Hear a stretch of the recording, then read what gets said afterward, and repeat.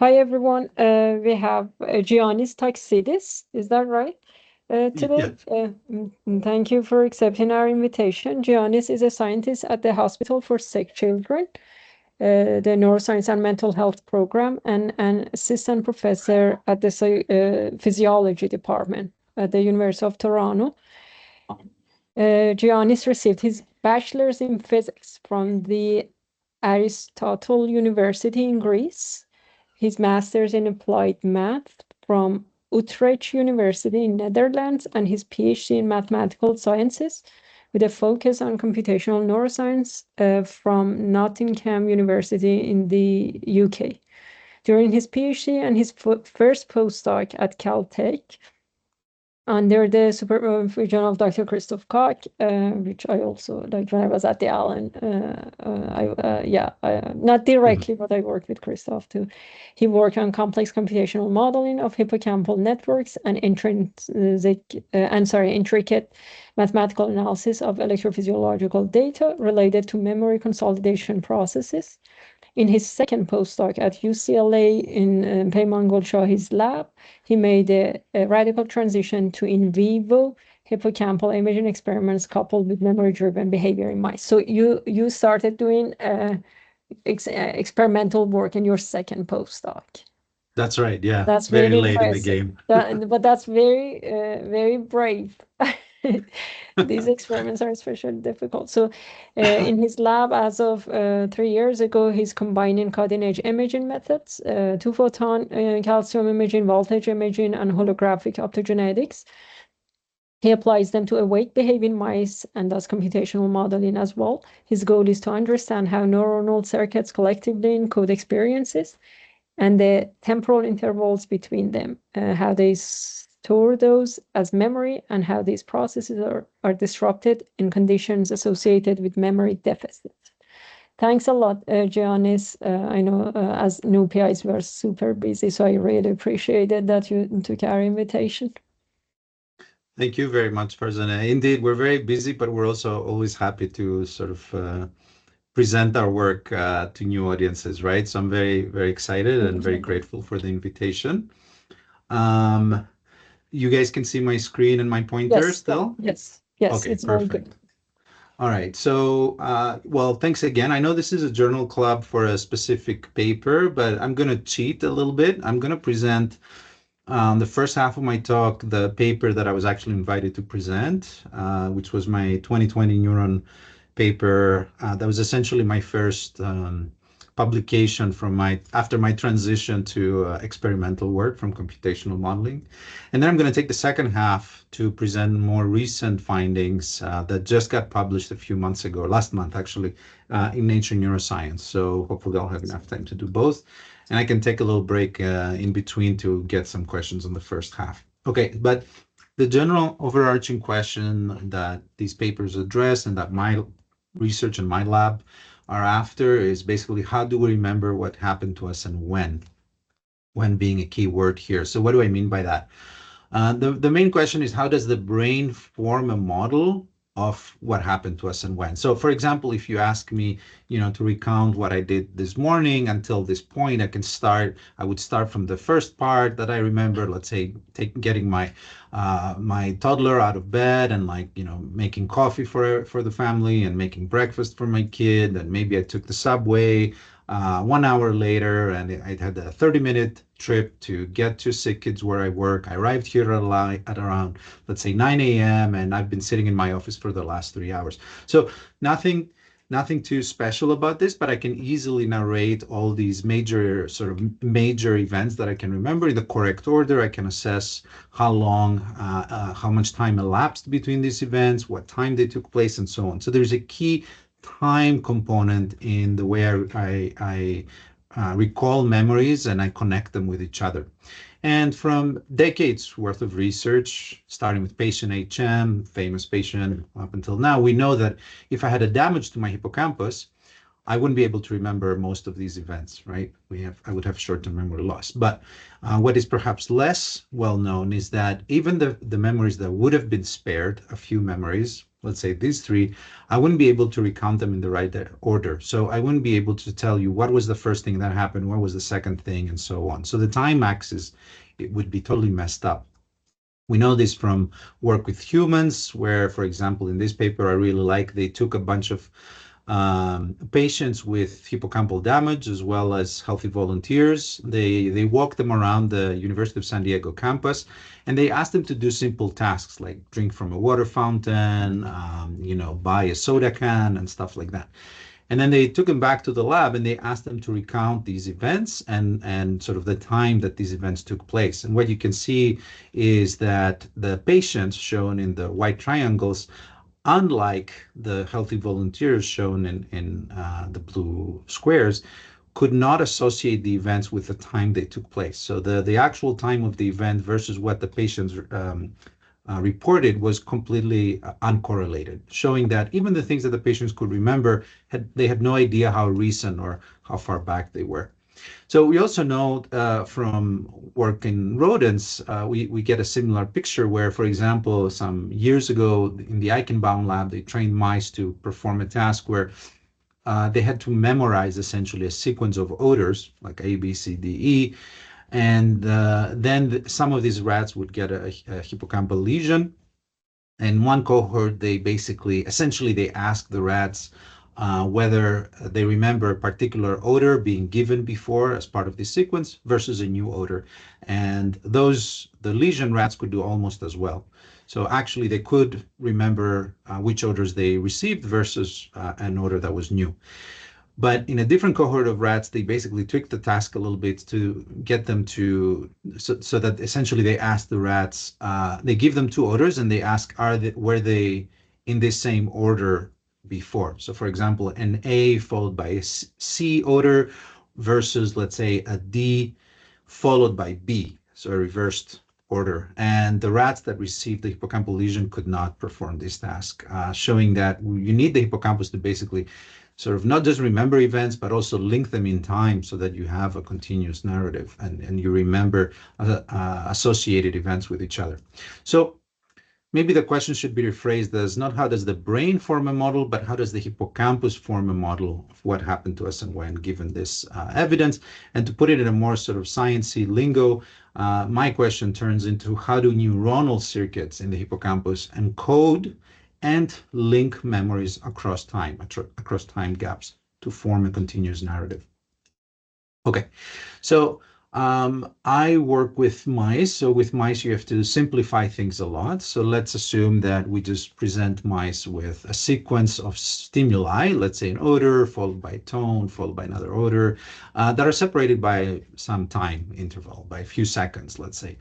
How does the hippocampus deal with this? Well, we know from work like this one that the hippocampus cares for these stimuli. So it encodes these stimuli by groups of cells that respond specifically to these stimuli. So for example, if a rat is trained to pay attention to a sound followed by an odor and make a choice based on the combination of the sound and the odor, then the hippocampus assigns cells like these ones to fire in response to that sound or that odor. So these are cells that are activated in response to the particular stimulus. A different odor or a different sound would not activate these cells. It would activate another set of cells. So based on this type of work, we know that in my example, the odor and the tone would be represented by two different ensembles of neurons. A bunch of cells would fire in response to the odor, and a bunch of different cells would fire in response to the tone. The first group would also fire again later if the odor was presented again, and so on. These are sort of like, we call these cue cells, or in my example, odor cells or tone cells, in that they respond to that specific stimulus that the mouse needs to remember for whatever reason.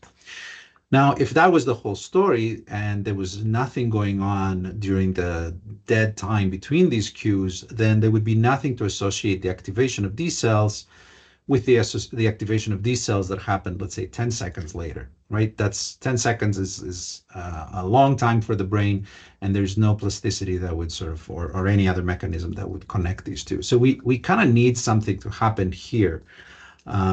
So what was discovered a little over a decade ago was that the hippocampus is indeed not quiet during these intervals.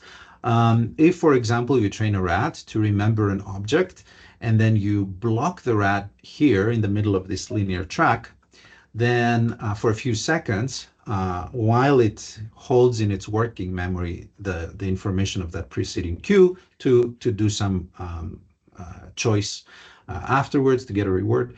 While it's trapped in here, we have cells like these ones that fire one after the other. Here it's the spikes, the raster plots, and the firing rates from a sequence of neurons that each one fires more or less at a preferred time point during this delay interval. So this cell fires towards the beginning, this cell fires towards the end preferentially.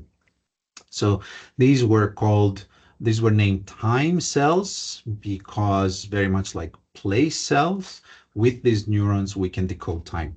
Just by looking at the activation of a neuron, we can tell more or less how long the rat has spent in that delay period that it's trapped.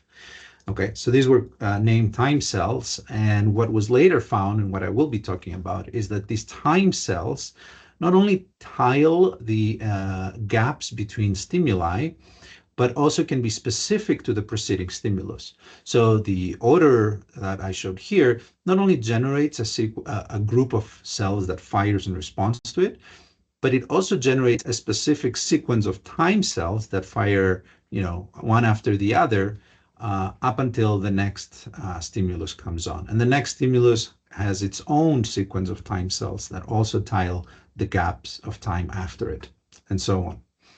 So with this sort of, let's say, theoretical or basic model, now we have constantly information about what is happening by these Q cells that encode the incoming stimulus, as well as what was the last thing that happened and how long ago that happened by looking at these time cells. If you're a downstream cell that reads this sequence and knows how to decode each neuron, then if you read these neurons here and they're activated, you can say, oh, okay, these are the time cells that fire, let's say, 5 seconds after a tone. So I know that 5 seconds ago I got a tone. 6 seconds ago I got a tone, if you look at this. And then if you're receiving this input and immediately afterwards you receive this input, the information is passed from 6 seconds ago I got a tone to right now I'm receiving an odor. And you have a plasticity window there that potentially can allow for linking the memory of the preceding cue and the incoming cue that's happening right now. So these sequences are a potential answer because they encode and potentially link memories across time. And that's the sort of model that I will be discussing today. And the role of these sequences, these Q-selective sequences, is not something that I came up with. It's something that many people have in the hippocampus research have discussed. For example, Yuri Buzaki and late Howard Eichenbaum have both, in so many words, suggested that hippocampal sequences like these form trajectories in memory space. So you can think of all these neurons forming a multidimensional space with their activity. And as one after the other are activated, you're traveling along this multidimensional space. And that specific trajectory is one specific sequence of events. Right? So hippocampal sequences form these trajectories in memory space that track sequential experiences. And researchers like Liz Giacomo and Liz Buffalo have put it in different words, saying that the hippocampal network creates a topology out of these temporally ordered events, okay, through these sequences. Okay, so the question that I was asking in the paper that we'll be discussing first is whether these sensory representations by these Q cells, the odor cells, tone cells, and so on, and the time representations or memory representations by these time cells, whether they're governed by the same dynamics. And what I mean by that is, for example, are these representations stable across days, across changes in the structure of these events and so on? Or are they dynamic? Do you get different cells every day? Do you get different cells if you increase the delay between events and so on? On one hand, if you have stable representations, the advantage is that you have very robust encoding. It's easy to keep track of what each cell represents. So if you are that downstream reader neuron that I mentioned before, that hypothetical neuron, it's very easy to keep tabs of like what each cell represents. On the other hand, you're going to run out of cells eventually, so you have very limited information capacity. On On the other end of the spectrum, you have very dynamic representations. So these neurons completely change all the time. Then the encoding is unreliable. It's really hard to keep track of what each cell is representing at each time point. But you have a lot of flexibility, so you can make different combinations of neurons to form different sequences, and that allows for large information capacity. So there's advantages and disadvantages to each case. But to address this question, you need to break it down into some sub goals or sub questions. So here's the question. So first of all, I would need to find sequences like the ones I described that combine representations of external cues. So these cue cells, odor cells and tone cells and so on, as well as time intervals so that I can see some time cells. And how do I do that? So basically what I did is I trained mice in the simplest sort of condition like the theoretical one I described before. So this is a typical working memory task. This is a delayed non-match to sample task where at the beginning of each trial, mice receive an odor cue. It can be either odor A or B. There's only 2 available odors. It needs to remember that odor for 5 seconds. So here's the delay interval. And then it gets another odor, which again can be A or B. These mice are trained to look for a watery word here in this response window only if the 2 odors did not match. If it was an A followed by B or a B followed by A. If the 2 odors were the same, AA or BB, they learn to reject. So there's no water available and they learn not to lick during this response window. So the key point here is that we need the hippocampus to encode this stimulus and retain this stimulus through its time cells, presumably during the delay interval, to compare it with the second interval, with the second stimulus. So now I can ask the question that I wanted to ask. If I do find these sequences, how flexible are they to changes in the trial structure? What happens, for example, if I extend the delay period from 5 to 10 seconds? And also, how stable are they in the long term across different days? To answer this second question, I cannot use typical electrophysiology methods because I want to be able to track cells across days, and with the EFIS, it's really difficult. So what I do is I switch to 2-photon calcium imaging. So this is the experimental setup. The mice are trained to do this task. They are head fixed, so we implant a head bar on their skull. They're free to run on a treadmill while they're performing the task. And I've performed a surgery where I removed part of the skull and the cortex overlaying the dorsal CA1. So basically I implant the titanium ring with a glass cover slip at the bottom, sitting right above the corpus callosum, which gives me optical access to the dorsal CA1 pyramidal layer. And these are mice where I injected GCAM6F in the C1 so that we can see cells that look like this, the green ones. The red cells are interneurons. These are transgenic mice that I will be using. So the interneurons are expressing TD tomato, so I can visualize them and exclude them from the analysis. So now I have the setup ready, so mice can do this task. So here's an example of an A followed by B. This was an A odor. The mouse needs to remember it for 5 seconds while I'm doing my imaging. Here you can see the laser going into the brain. 5 seconds later, it gets odor B in green, and it licks to get a reward. Okay.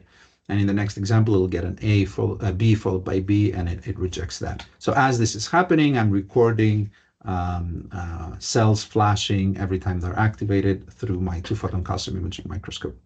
Okay, so the other question I want to ask is, if I do find these sequences, how stable are they during learning of this task? So are these sequences there from the beginning? Do they emerge during learning of the task, during learning of the structure of these trials and so on? So for that, I need a task that doesn't take months and months to train because I cannot record neurons throughout months of training. So the good news is that this task is relatively easy for mice to learn. So after a pre-shaping period, the first day that they get this full version of this task, they are already doing pretty well. And by day 6 or 7, so within a week, they're almost experts at this task. So I can image neurons throughout this time period. Okay. So the setup is ready. Oh, and I should say, obviously, once I record these videos, then there's a lot of pre-processing that goes on. So in collaboration with Eftychios Pnevmatikakis back at Simon's Foundation and Andrea Giovannucci, which I know you know, Farzaneh.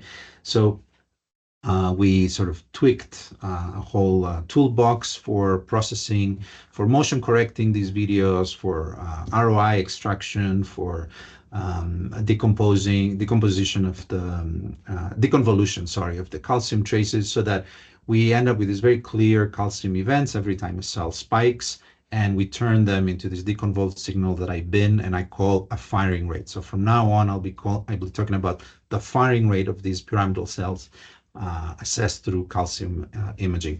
And again, I say pyramidal cells because we can see where the interneurons are and we exclude them from the analysis from now. Question, Giannis. Yes. So is that the Cayman's inverted spikes, or is it something else? It is Peyman. It was an earlier version, so it wasn't even called Peyman Yeah, there. I used the same for my postdoc. Yeah. So it's that one. Yeah. It is an earlier version that, because Peyman hadn't even come out yet, so we're still tweaking it with Eftychios, and I was like testing it. But yeah, essentially it's the same routine. Yeah, so what do we find? So let's look at some results. So here is an example of a cell that I recorded. Each row here represents the firing rate of that cell in one trial. So each row is a trial. And I stacked the trials based on the combination of odors. So on the top block here are the odor A followed by odor A trials. Here's the two odors and the delay period in between. This is odor A followed by odor B followed by odor A, and odor B followed by odor B. So what you can immediately see here is that the cell really likes to fire when odor A is presented, but not when odor B is presented. So it has a significant field. So its firing rate has a significant peak at the presentation of odor A, and that field is denoted here by this dashed line, the time of that field. So that's what we call an odor A cell, very much like the example, the theoretical odor Q or cells that I mentioned before. Now, this is another cell that fires about 2 seconds or so into the delay period. You can see it here, a little bit more noisily, but still with a significant, statistically significant peak in its activation within the delay period. But interestingly, only after odor A trials. So only after these trials that were initiated by odor A, it fires, not after trials that were initiated by odor B. So this is a typical time cell because it has a field, a temporal field within the delay period after a Q, and it's also odor selective time cell. It only fires after a particular odor, not the other odor. So if you take the average firing rate of these cells during their preferred odor trials, you can make a whole sequence. So basically, we find a bunch of cells that fire here during the presentation of odor A. They really like to encode that odor. And they're followed by a whole sequence of time cells that fire one after the other, tiling the entire delay interval until the next odor comes on. And if you look at the same neurons stacked the same way for all the trials that were initiated by the opposite odor, they're more or less noisy or just silent. So the odor cell that I'm showing you here, it probably sits somewhere here in the sequence, whereas the time cell that I was describing here sits somewhere here in this sequence. So even though they're quiet here in these trials, we actually have a whole other group of neurons that do the exact same job, form a similar sequence, but for the opposite odor. So an odor cell that lives somewhere here or a time cell that lives somewhere here in this sequence would look like that, right? So here's an odor cell that fires for odor B. Here's a time cell that kind of noisily, but again, statistically significantly, fires towards the end of the delay period, only after odor B, not after odor A. So this is two completely intertwined groups of neurons, salt and pepper distributed across the field of view, each preferring a different odor cue.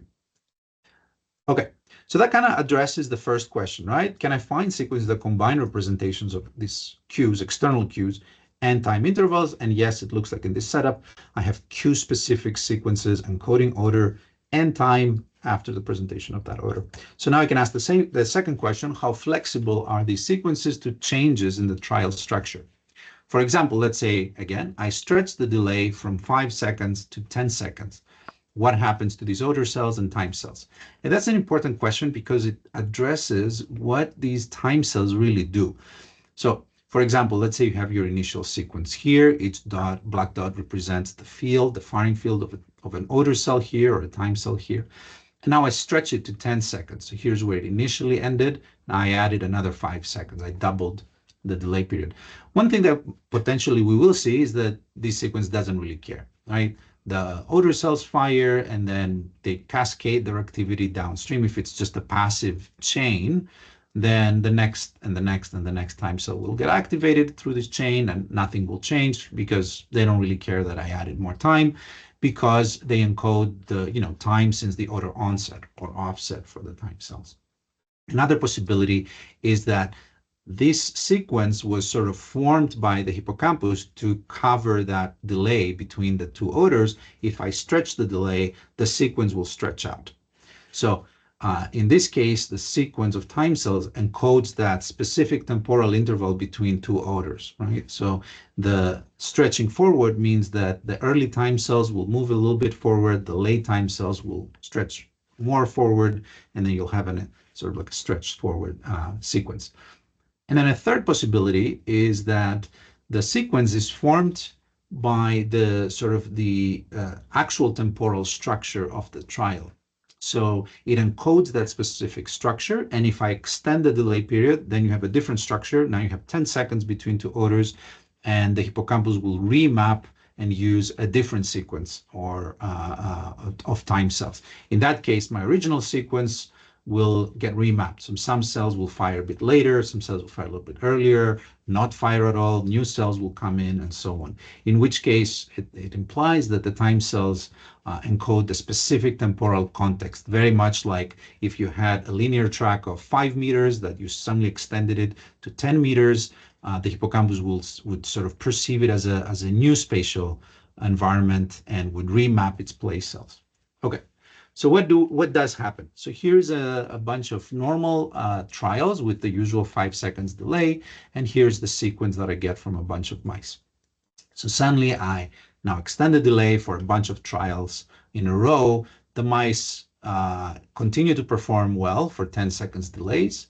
But here's what happens. The same cells stack the same way. You can still see the odor cells firing. But as you go into the delay period, you see that the sequence is sort of like messed up. It's very noisy. So here's the original 5 seconds, and here's the 10-second extension. So basically, we see a radical remapping of the time cells, even though the odor cells are still pretty much there. There's ways to quantify this. So this is sort of like a visual way to quantify it, where I show you the original sequence in black dots here. Each dot represents the firing field of one of these cells. And in the yellow circles indicate where that cell fires now. So for example, let's say this cell kind of fires here, whereas the one above fires here. And only if they're firing significantly anywhere. So a lot of these cells are not indicated by yellow dots because they completely stop having any significant field anywhere.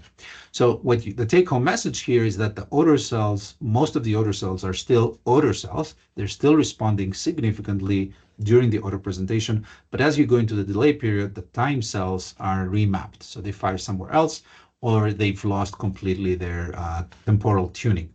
So let's look at some of these examples. So this is 3 individual cells. Plotted as before. Here I'm showing you all the trials of their preferred odor. So this is an odor cell. It fires during the odor. And when I extend the delay from 5 to 10 seconds, it keeps on firing. It has a significant field in these trials as well. This is an early time cell with a nice significant field at the beginning of the delay that completely went quiet. Once I extend the delay, here's another one with a field towards the end of the delay period that just starts randomly firing all over the place and loses its field. So very interesting, quick remapping of the time cells. Does that mean that the new delays? There's a question. Should I take the questions now or at the end of this section? We usually do it throughout the thing, so if that's fine with you, we prefer to do it during the talk, unless you don't want interruptions. No, I don't mind. Absolutely. Go ahead.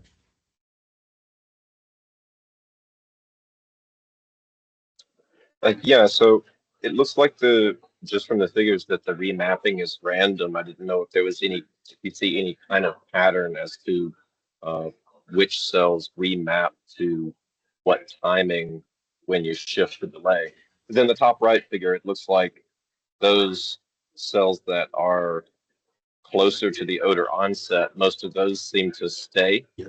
Yes. with their original mapping, and the further away is where you get the randomization of the shift. Mm-hmm. Mm-hmm.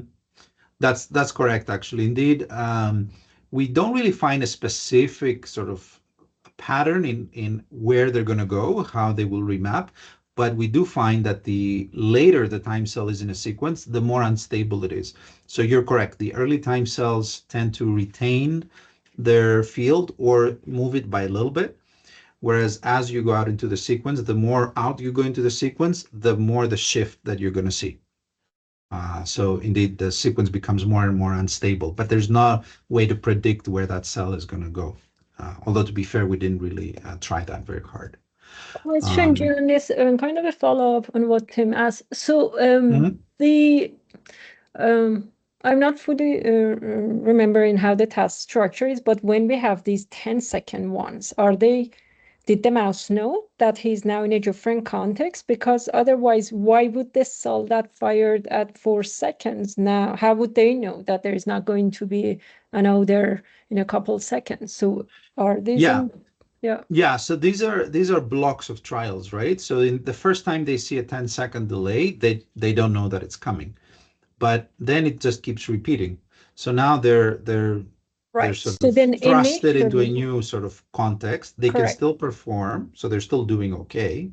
But after a few trials, I guess they learned that now it's correct. So then if you were going to show the 10-second heat map for the early trials of the block, I suppose that we will see those neurons that tile from 2 to 6. So that should happen later. Yeah, so yeah, people ask me that a lot. So it's hard. So basically, if I would only show you the first trial, let's say, where it's like the surprise, right? Right. It's hard to show you that because these time cells are so sort of noisy and sparsely activated that if I were to show you any one trial, you wouldn't really see much. You need to really group a lot of trials together, a lot of sample and average to really see these patterns. Another way to do this would have been to sort of interject 10-second trials into the normal 5-second trials. So they're always surprised. But we didn't do that. So in this case, but yes, presumably the first few trials where they don't really know yet you're still going to have the same sequence. But the point is that once the hippocampus sort of learns that you now have a different situation, then it remaps the time cells. And just to move forward, it doesn't mean that the new trials don't have their own sequence anymore. In fact, if we use these 10-second delay trials, we can still detect time cells, and you still get a nice sequence that tiles the 10 seconds.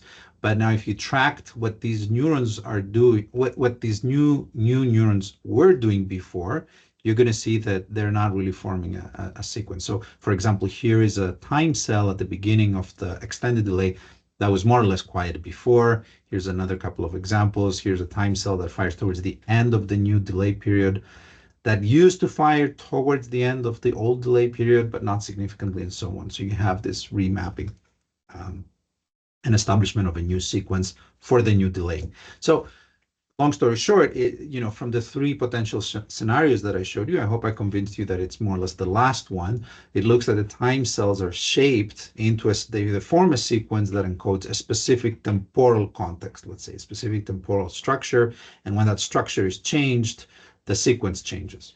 And we reproduce this finding by extending the order delivery while shrinking the delay period to just keep the entire trial of the same length. So by doing that, we got the same result. The order cells were still there, time cells remapped. So it doesn't have to do just with the duration, it has to do with the structure of the trial. Now, to summarize it, we get very stable order representations and very flexible time representations or memory representations, if you will. So how stable are these across days now? So we need here is a stable field of view so we can track the same neurons across days, and that's exactly what I did. I tried my best to image the exact same field of view every single day. This is an example of a field of view image 5 days apart, and find the neurons that were active on day 1 and day 5 that were matched.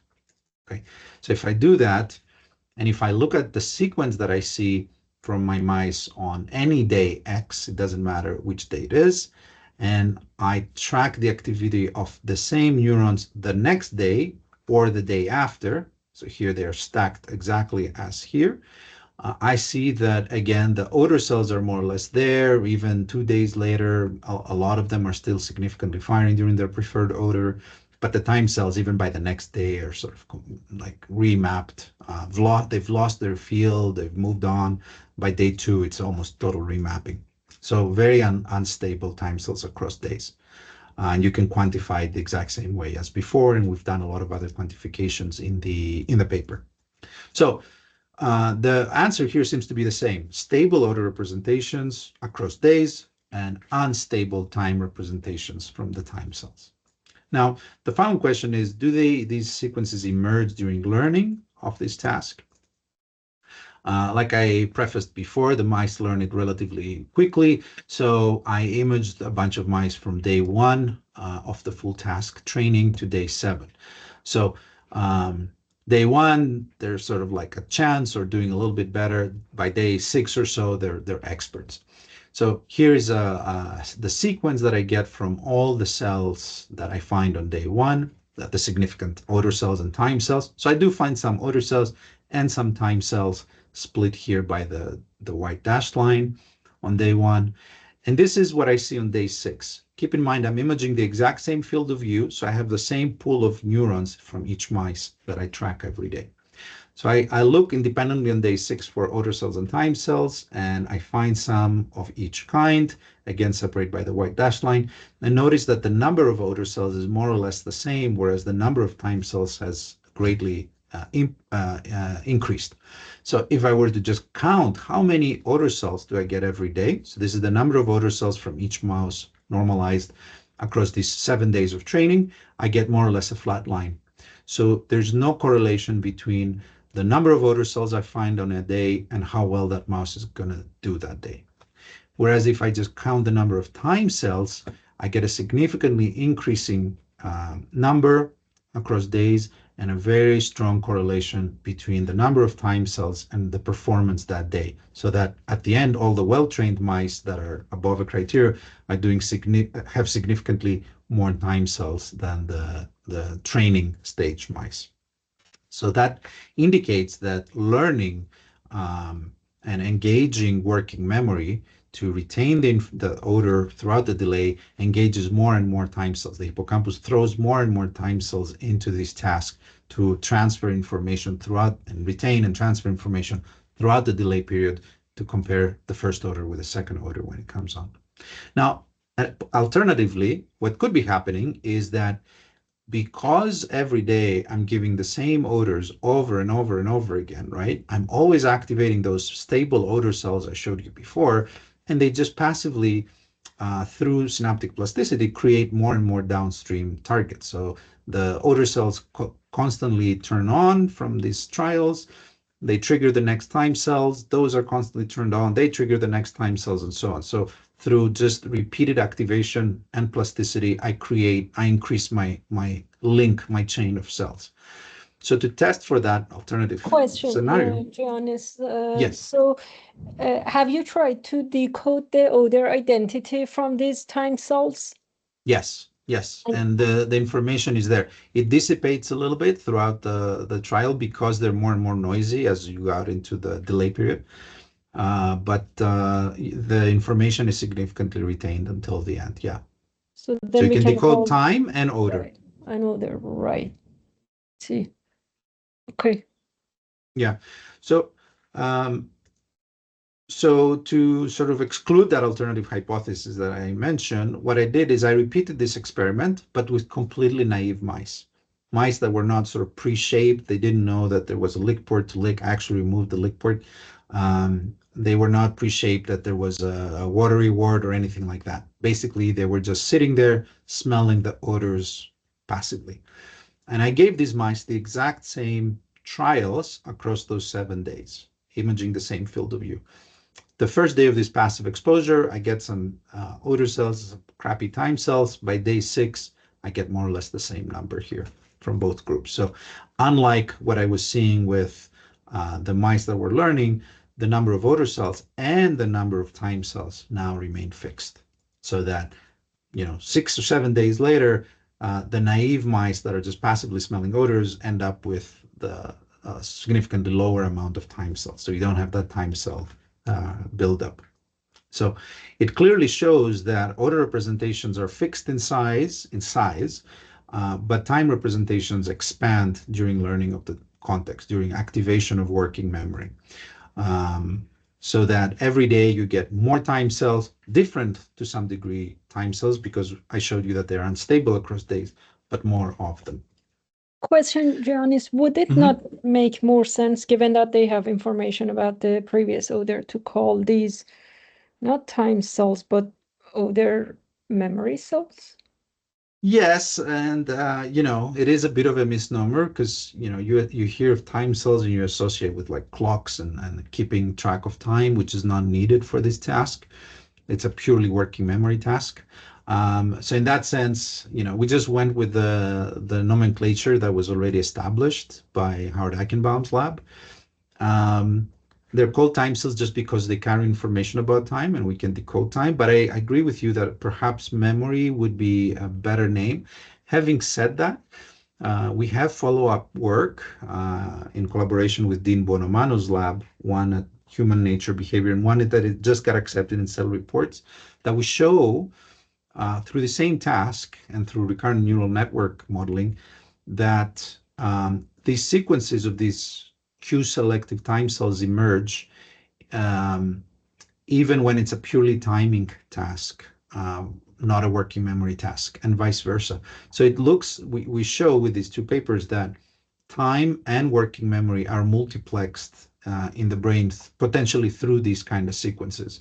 And these sequences change if depending on your expectation of the time. So like we said before, if you expect 5 seconds, but you get 10 seconds, it will affect how these sequences are. And if you expect 5 seconds versus you expect 10 seconds, you get different sequence dynamics as well. So I don't have time to describe those findings, but I'll happy to refer you to those papers. Sure. And then one more related question. So to me, the way to dissociate working memory from time would be to show those same odor sequences, but without making them linked to task.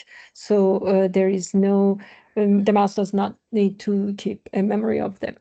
And yeah. I'm curious if you have anything like that passive presentation. Well, this is exactly this experiment, right? So here we did not. I'm sorry, then I missed this. I see. Yeah, right. Yeah. So they're untrained. You still get some time cells. And honestly, just by statistical detection, you will get always some cells that survive your criteria. Right. But they don't increase across days because they don't engage learning. Right. Yeah. I see. So there is clearly a relationship between learning and working memory context and these time cells. They're not just passively there and increasing in size and getting better and better. So, but hopefully I've convinced you that I've answered the question that I wanted to. Are sensory time representations governed by the same dynamics? I hope I convinced you that the answer is no, that we get very stable representations for the fixed. I have a question. I'm sorry. So then are you saying that those same cells there in your passive, those are the same ones that are the memory cells in the active? Could it be that these are two separate classes of neurons? Well, I can't know because these are two groups of mice, right? One have a group of mice that were never trained, and in the other one have the group of mice that are learning. So I cannot say that, a naive time cell is the same as like a trained time cell, but I don't think there's anything special to each one. I think that if you give a mouse the odor, you get like a chain of time cells afterwards, a few of them, but as they engage their working memory, time cells will build up. But these are cells that are getting recruited by the hippocampus to do this task. There's nothing particularly special about them, especially given that, they change every day. So I think the hippocampus just assigns this sort of role to these sequence of time cells, depending on the situation. And then with the passive one, did you try the different interval to see how they map? No, I didn't actually. That's a good point. No. I could have done that. Okay. But I would think that you would get the same situation just with less cells. So yeah, after your talk, I want to chat more about this because we recently put this paper from my PhD student Ichan on bioarchive, where we kind of looked at similar types of questions in a passive paradigm, but visual parietal cortex. So I will fantastic. chat more Yeah, about, I definitely want to get your input on that. Yeah, it seems very relevant to what you're showing here. perfect. Yeah, no, Yeah. I would be very curious to see Yeah. it. But basically, just to summarize this, you know, the dichotomy that I kind of demonstrated is that you get fixed external for fixed external cues, like an odor that just repeats itself, you get very stable representations, whereas for time intervals or memory intervals, whatever you want to call them, you get very dynamic representations that quickly change if something changes or are renewed every day with different groups of cells.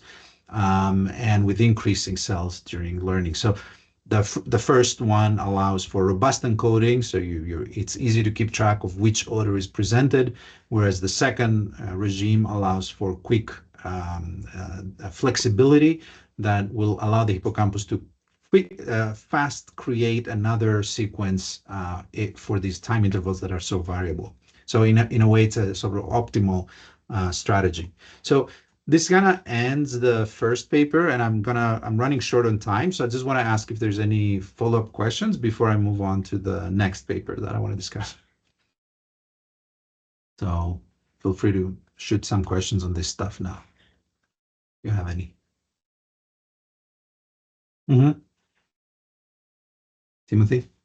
So it looks like what you were showing from naive and as the training progresses that you recruit more and more time cells as the mouse learns and performance increases with the number of time cells recruited. Is that what you expected? Because in some sense, I would almost think that initially you would start, more time cells would be recruited, and the mouse, as the performance increases and the mouse learns to do the task more efficiently, that you would see fewer time cells recruited with training and performance improvement. Right, that makes sense, and that it would be a very viable prediction. I don't know that I'm surprised. I mean, in a way, because if you look at it on a different from the other side, like at the beginning, these mice are not performing because they don't know that they need to engage their working memory, right? So the hippocampus doesn't really use many cells. Let's say it doesn't recruit many cells to do this because it doesn't need to. But as they get better and better, as they learn it, then the sort of the value of the odor and the value of that delay period increases because the working memory capacity, working memory need increases. So the hippocampus recruits more cells to perform this task. Now, had I kept imaging for weeks and weeks on that well-trained plateau level, as the mice, are just doing 100% every day or 90% every day, so there's no learning anymore, would the number of time cells eventually start dropping because you would need perhaps less time cells but more stable ones across days? Then yeah, maybe that would be the case.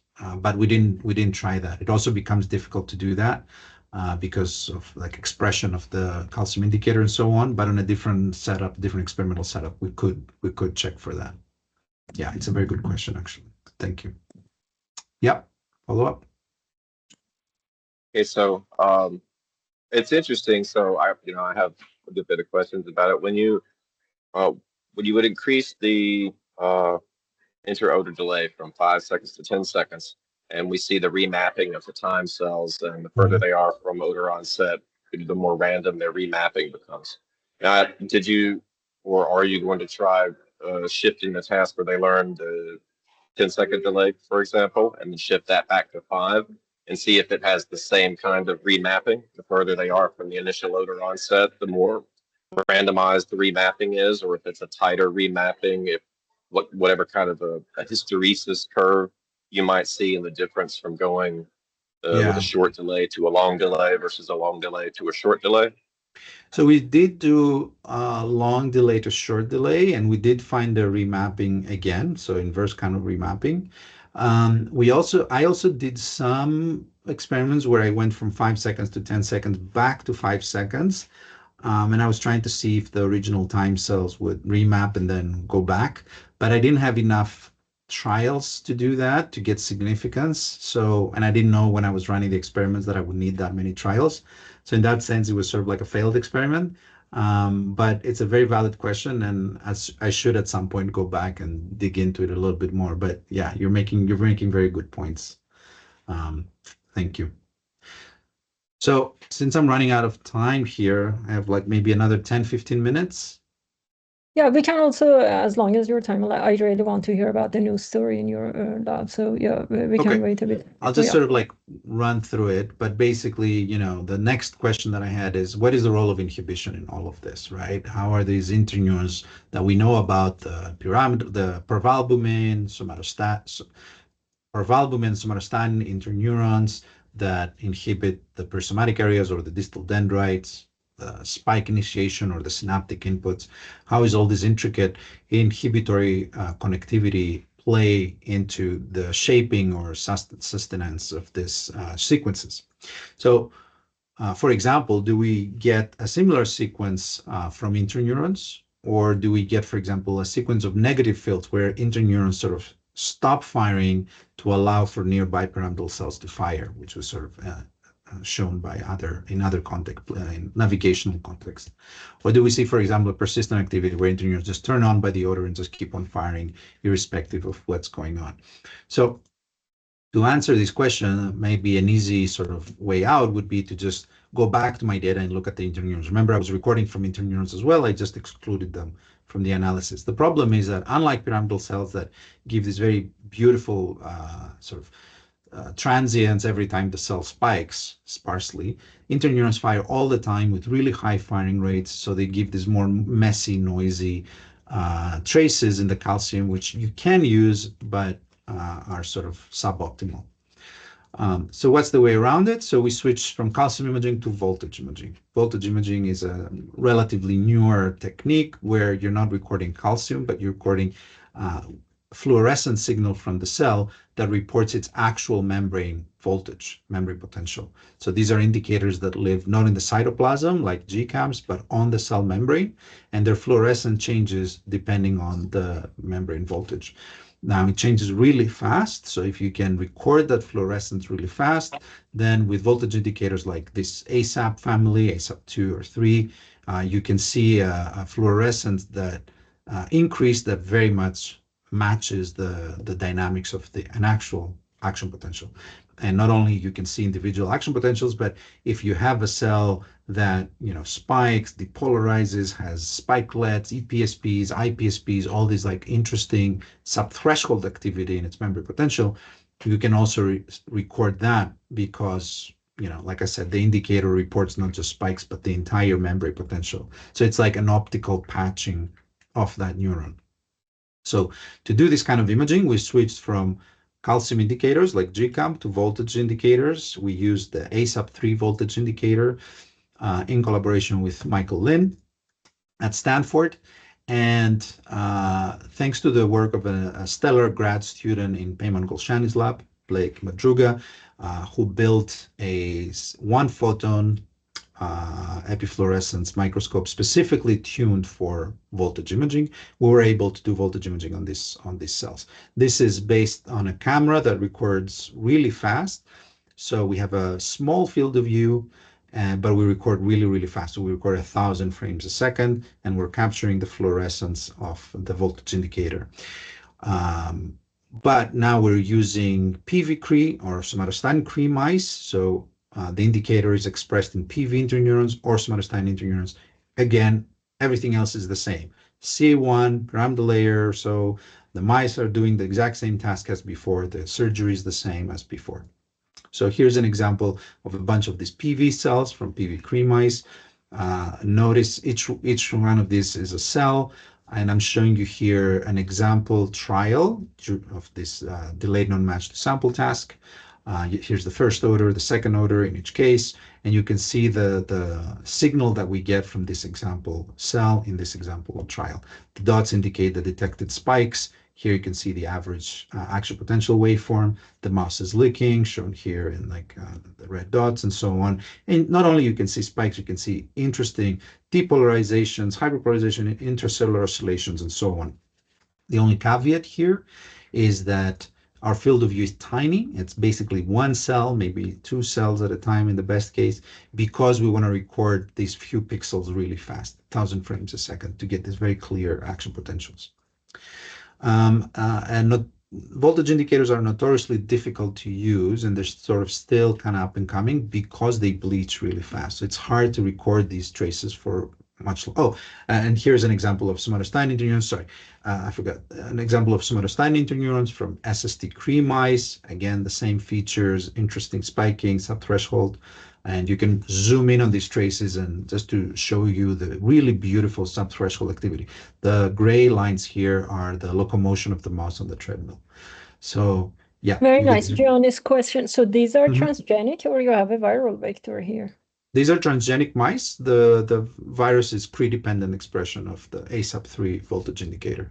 Right. So right, that was my question. So we don't have a transgenic ASAP mouse. We don't have. No, not yet. Yeah. Fingers crossed, it'll come soon. I hope it'll be amazing. But yes, the bleaching is one of the problems here, and that's why people tend not to use voltage indicators much. But we were able to tweak a bunch of parameters in our imaging and with an awesome microscope to record cells like this one for many trials. Here we recorded, I think, maximum like 60 trials from a single cell, and keeping the spikes still there until the end without bleaching the cell. The other advantage that we get from imaging like this, like any kind of imaging, is that we can, if we play our cards right, we can keep that cell happy and return to that cell across multiple days without bleaching it. In fact, here an example of a cell that I recorded while the mouse was naive. This is a PV interneuron. While the mouse was naive to the task, it was just passively smelling the odors. I then took the mouse off, trained it for 2 weeks or so, put it back on, found the same neuron, and recorded it again. Now the mouse is performing the task, engaging its working memory, and so on. So I can compare dynamics before and after in these interneurons. I won't have time to describe this kind of findings, but I'm happy to chat offline afterwards. Okay, so these are the example odor cell and time cell that I showed you before. This is the pyramidal cells with calcium imaging that I showed you in an earlier slide. What do interneurons look like if we plot them the exact same way? So here's an example of 2 PV and down here 2 SST interneurons. Again, the plotting is the same. Each row is the firing rate of the cell across one trial, AA, AB, BAs, and BB trials in all of them. The yellow line indicates the average firing rate of that cell in these trials that were initiated by odor A. The green line indicates these trials, the average firing rate in these trials that were initiated by odor B. And what you can see is that in all of these examples, you have a significant field during the odor presentation, indicated by the white line here, the dashed line, and the firing rates are pretty much the same between both odors. So you don't have odor selectivity, unlike this really nice odor selectivity we see in pyramidal cells. And also, I don't have any nice examples of time cells that fire during the delay period. So I can't show you interneuronal time cells because most of them fire during the odor. So the activation of interneurons encodes the odor presentation, but not the odor identity, nor the delay time, just like time cells would. So if I take the average firing rate of these cells like this ones, I can create not really a sequence because the cells fire during the odor, not during the delay period, and they fire similarly in the opposite order because they have no odor selectivity. Similar between PV interneurons and SST interneurons. So a completely different situation to pyramidal cells. They seem to be playing a different role in these sequences than pyramidal cells do. There's also an interesting, so I kept sort of raving about all the subthreshold activity, right, beyond the spiking. So if we just focus a little bit on the memory potential beyond spikes, well, we can see the first thing that pops out is this sort of phenomenon here where at the beginning of the odor, doesn't matter if it's the first or the second odor here in the trials, you see this sharp hyperpolarization. So here's an example from a cell that's sort of like the poster child of this phenomenon, a very clear sharp hyperpolarization at the beginning of the odor. and then you have all the spiking that I was mentioning before during the odor. Here's an example from an SST interneuron doing the same thing. We don't see it in all the cells. We don't see it in all the trials in a cell, but we see it very broadly, so much so that if you take the membrane potential, if you despike it and you just keep the subthreshold membrane potential of all the PV and SST interneurons, and you just average it across all the cells and all the trials, you get this very nice sharp hyperpolarization followed by this depolarization where all that odor spiking is at. And I'll save you the details, but basically we can zoom in on that. You can zoom in on the odor and see these sort of like small theta bumps there, theta oscillation bumps. Indeed, we did a bunch of analysis to show that there's a resetting of theta oscillations from that hyperpolarization. So basically what happens is that, and here you can see it, you have this nice intracellular theta. This is not LFP theta. This is an intracellular membrane potential theta that we see throughout the trial that increases during the odors, but is retained throughout the trial. And you have a strong resetting from this hyperpolarization. So basically they hyperpolarize it and then they come back and then you have a couple of nicely reset theta oscillations across trials and across cells before they get sort of decorrelated again. So let's zoom in on these odors since something interesting is happening. Here's a bunch of trials from one cell. And here you can see the odor zoomed in. So yellow is odor A, green is odor B. And you can see these trials, again, not in every trial, but you can see a lot of these trials where this hyperpolarization happens. And then the cell bounces back pretty much around where this dashed line happens. And you have that initiation of that odor spiking that I mentioned before. You can see it kind of here, here, here. So they all kind of go down together and they more or less bounce back at the same time.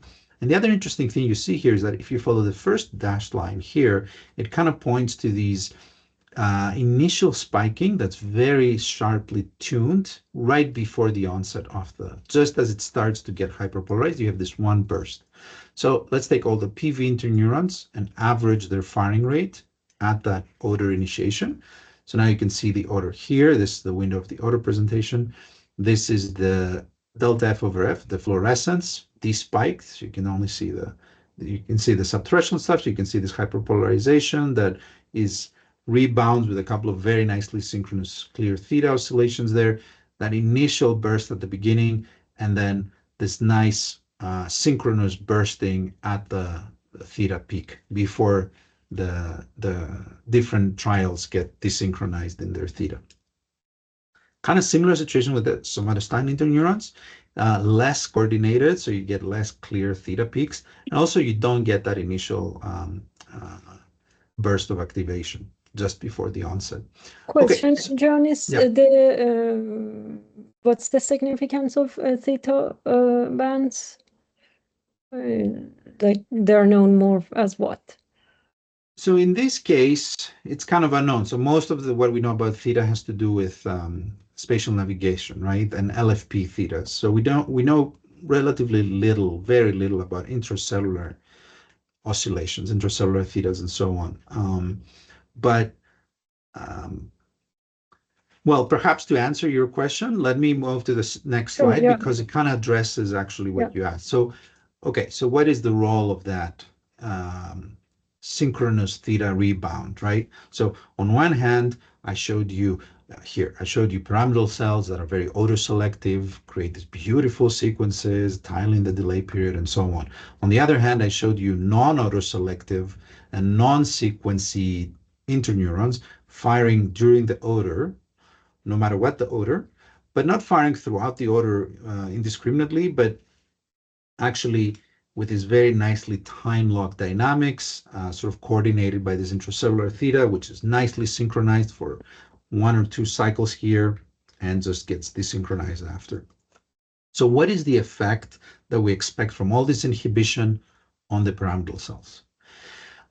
Let's start with this phenomenon first. You have so much firing during the odors from a lot of interneurons indiscriminately to the odor. So what the effect of that on these pyramidal cells would be is that most of the pyramidal cells you would think, they cannot form these odor responses, right? They would get inhibited.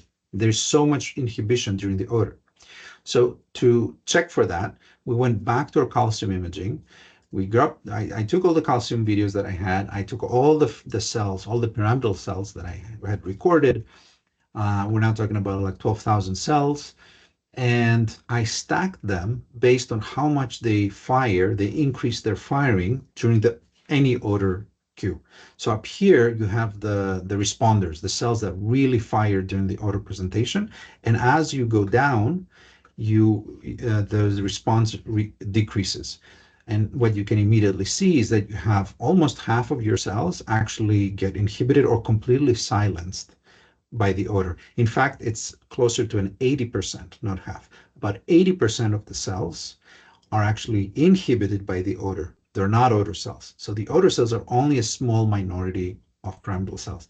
Most of the pyramidal cells get affected by all this inhibition and get silenced or suppressed. And here you can see the firing rate of that. This is about 80% of the cells, whereas these responders or odor cells are about 20 or 30%. We can see the same thing if we switch to neuropixel recordings. So I also did some neuropixel recordings, collaborating with other members in the lab, where we stack neuropixels throughout the hippocampus and we recorded C1, and you can stack your cells the same way and you get the same result. Here's your odor cells, the responders, and here is about 80% of your neurons that are completely inhibited, that are partly inhibited or completely silenced. The cool thing with the neuropixels is now you can look at the firing rate dynamics more closely because you have better temporal resolution. And so basically, if we zoom in on these responses, here's most of our neurons that get inhibited. Up here are the neurons that do respond. And I've split them into two groups. The dark brown line are the ones that fire mostly, their peak is during this window. And that's the window of hyperpolarization of the interneurons. And here's the cells that fire maximally after that window. So when we know that the interneurons have bounced back from their hyperpolarization and are firing. So you can see, first of all, that this first group only fires during that hyperpolarization window and then gets quiet, whereas these guys just keep on firing. And also, what I'm not showing you here is that these pyramidal cells are odor selective. These are the odor cells. These pyramidal cells are not odor selective. They're like these guys here that fire at the onset when the interneurons are silenced, but not in an odor selective way. And if you look at the interneuronal units we record with tentative inhibitory units we record with neuropixels, you can see those two peaks that are very nicely aligned with the theta rebound peaks that I showed you from the firing rate of the voltage imaging. So this is voltage imaging. This is neuropixels of interneurons, and you have a very nice alignment there.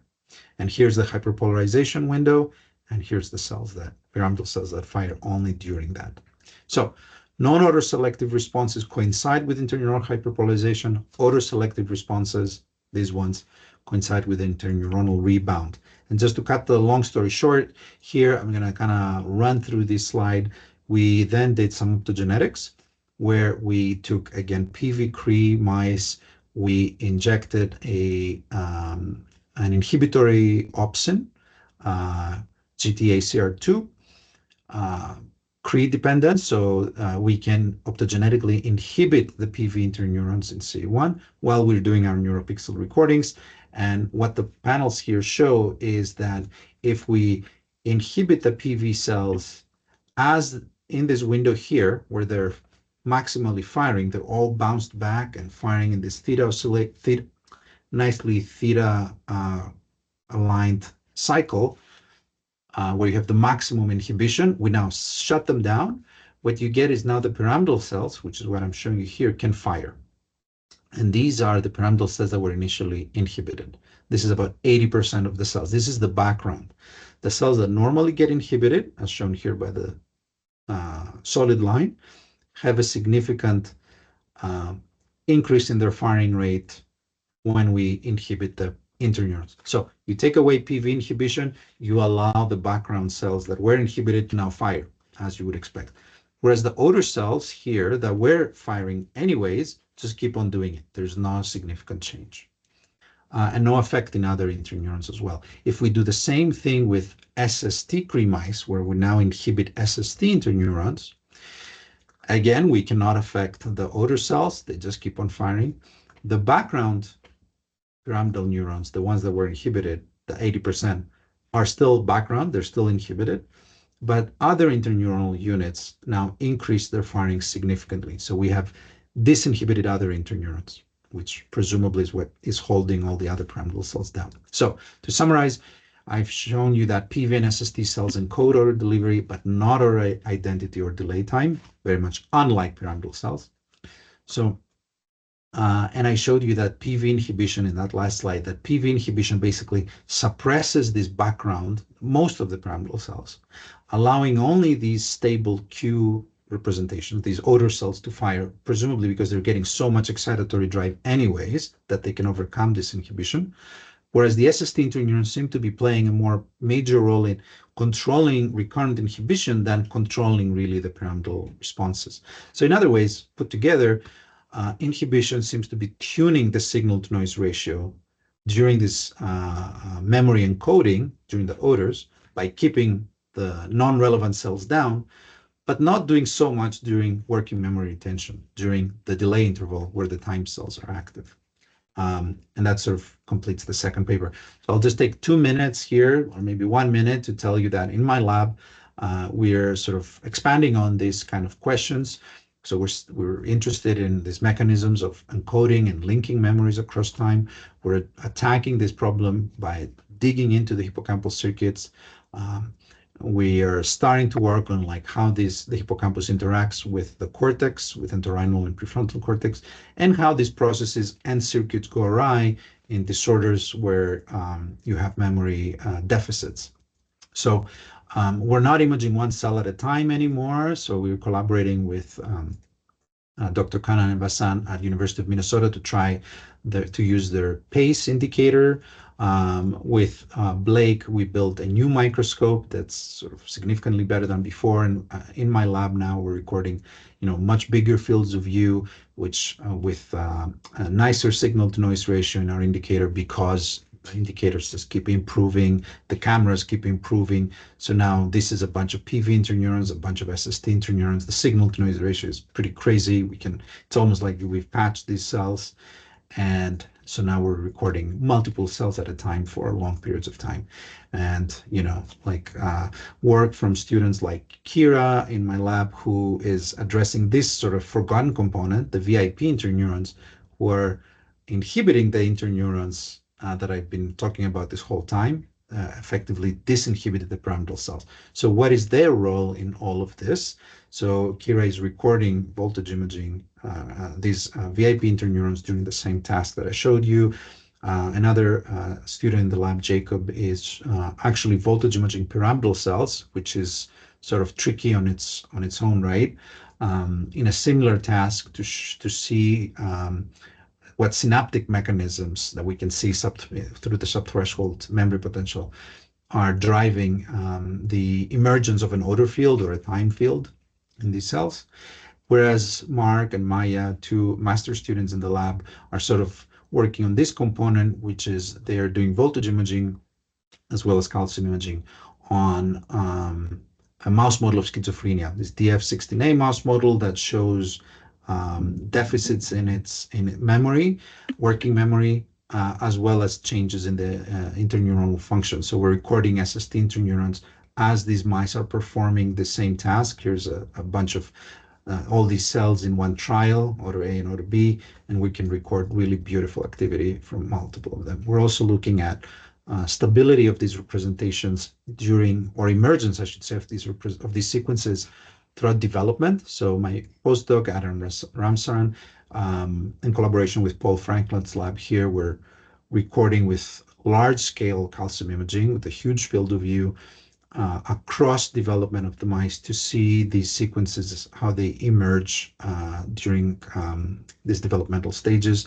And we're also working with human data with my grad student Noah, looking at time cells in the human brain from single unit recordings from collaborating labs. This and others are up and coming. So thank you so much for your attention and for the opportunity to present my work and our lab's work. And I'm happy to take any more questions. Sorry for going over time a little bit. Thanks a lot, Giannis. I loved all the large scope of research in your lab. I feel like I want to join your lab. So if you could go a few slides back, I want to understand this VIP SFC thing that you said. So it was a little bit fast, but from what I understood, with the VIP, you are getting... The PV. Not, I'm sorry, the PV, not the VIP. So yeah, either here or the previous one. This is good. So with the PV, that can explain the pyramidal neurons that have a little bit delayed response to the odor, and you're saying that those are the ones that are actually odor specific, not the ones that immediately fire. But then we had all these time cells among pyramidal cells, which are way more delayed. And I don't think the delay there can be explained by the hyperpolarization in PV, because that's it, right? So what's your thought? So do you think that those delayed pyramidal neurons, that's not about, like, we don't have, because one would have thought that there might be a chain in how these inhibitory neurons shape the timing of the excitatory, but that doesn't seem to be the case. Very, very good question. Actually, what I didn't have time to tell you here is that what we show in the paper here, let me go back a little bit.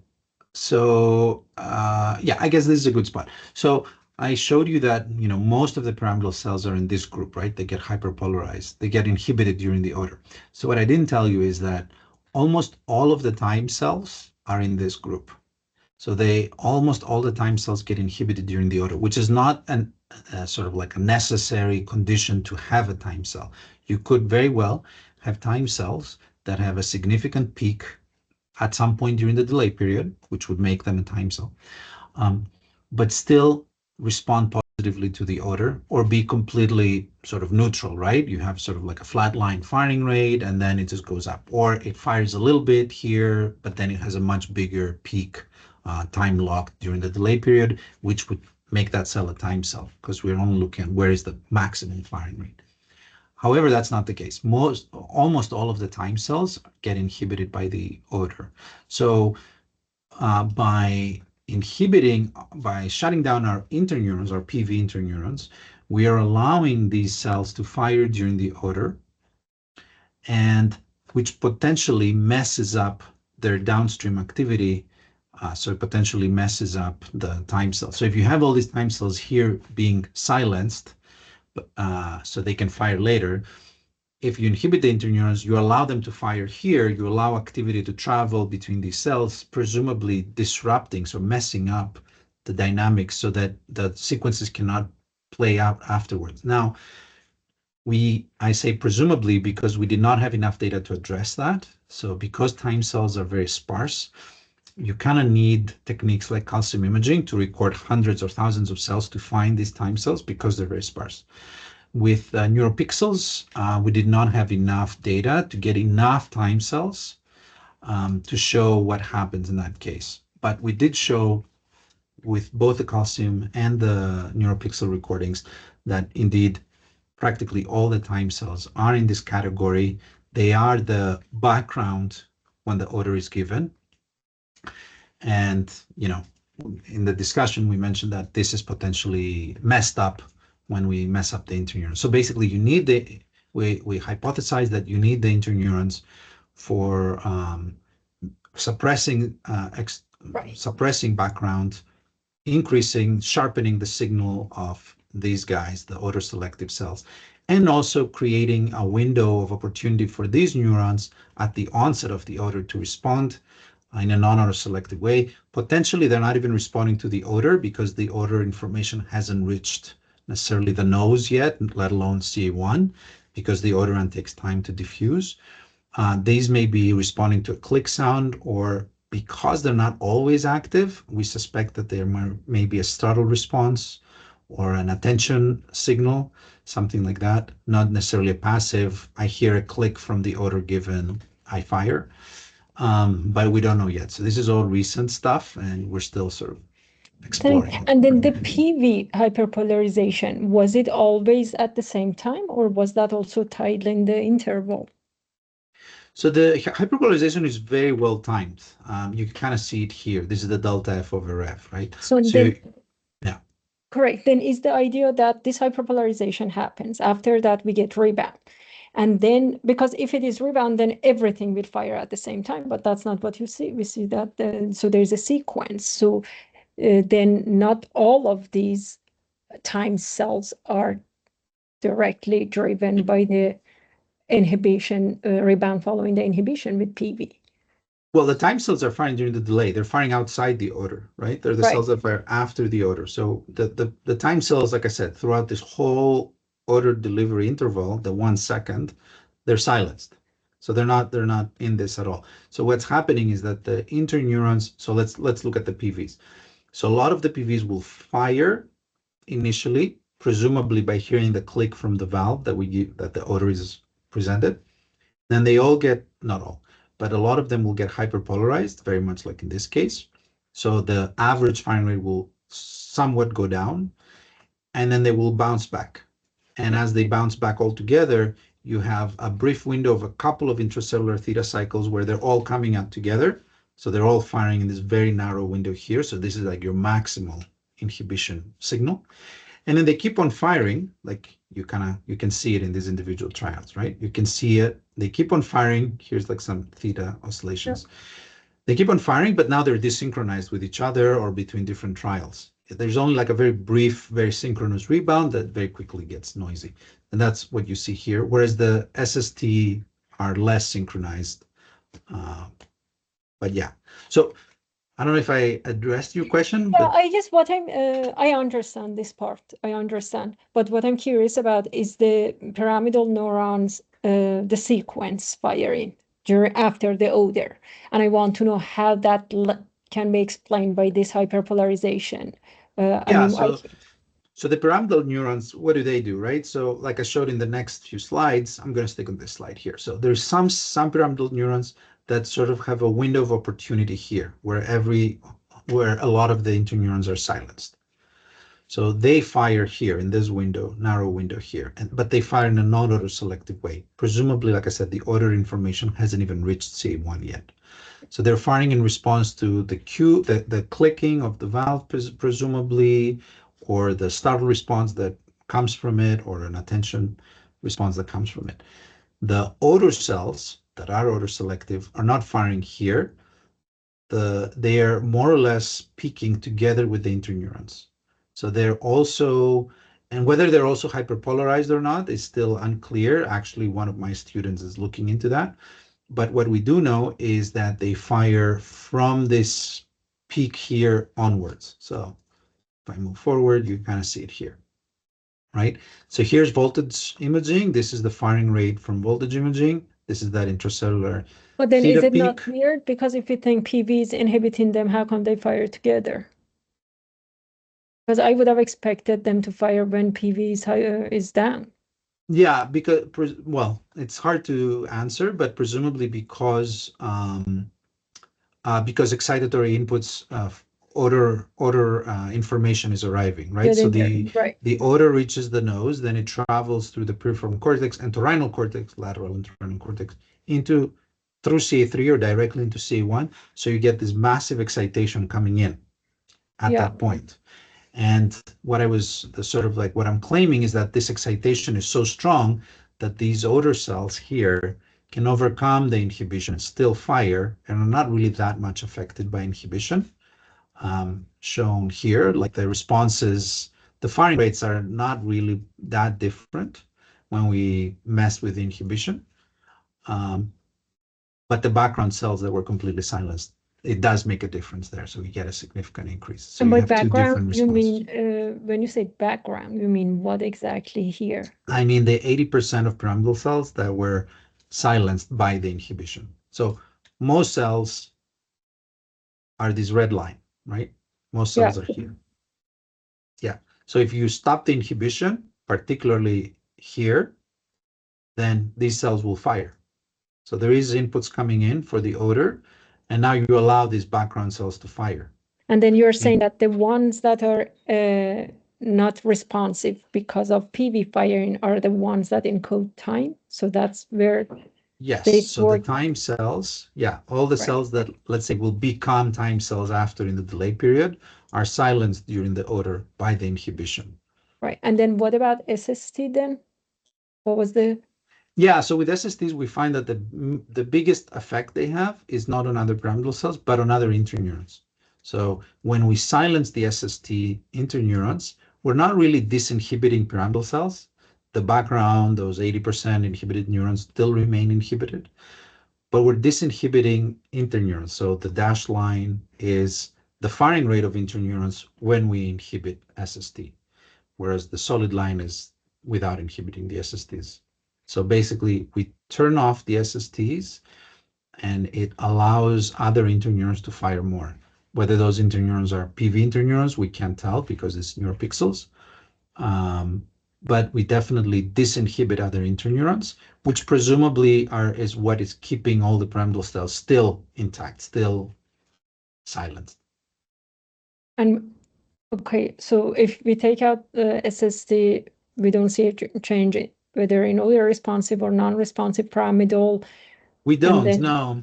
And I was surprised by that. Now, having said that, here what we're doing is we're just scratching the surface, right? So we have one optic fiber in one hemisphere sometimes, not in other cases in both hemispheres, but we're not really inhibiting a massive amount of interneurons, also because not a lot of them express the opsin.